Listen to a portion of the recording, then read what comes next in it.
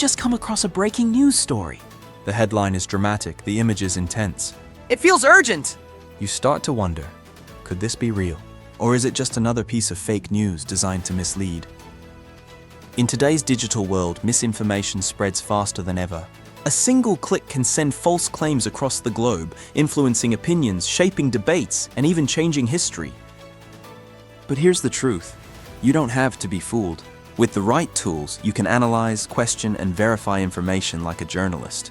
So let's explore how to fact-check sources or how to verify news stories. Before believing any news story, ask yourself, who published this? Is it a reputable news organization or an unknown website? Are multiple sources reporting the same information, or is this just one outlet? Does the article cite real experts and verified data, or does it rely on vague claims? If a story doesn't pass these checks, it could be unreliable. We can also use simple techniques to assess the credibility of new articles by recognizing trustworthy sources.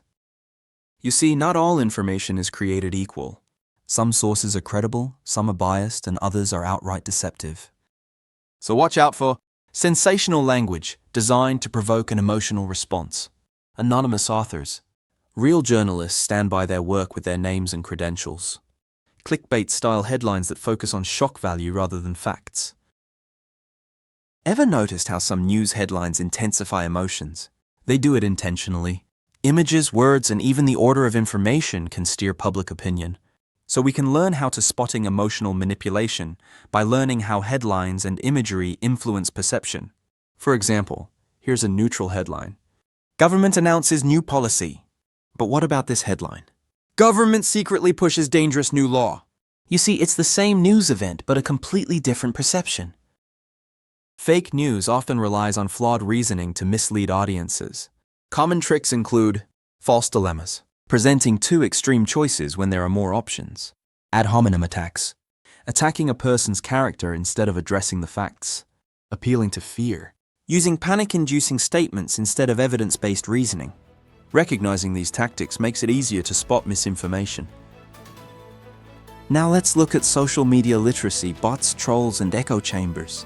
Social media fuels misinformation more than any other platform. Why? Bots and trolls amplify false stories to make them seem popular. Echo chambers make people less likely to hear opposing viewpoints. Trending algorithms prioritize engagement over accuracy. If you want to avoid being manipulated, follow diverse sources, fact-check claims, and challenge bias. To sum up then, fake news thrives on uncertainty. But now you've got the skills to question, verify, and think critically. So next time you see a headline that seems too outrageous to be true, it probably is.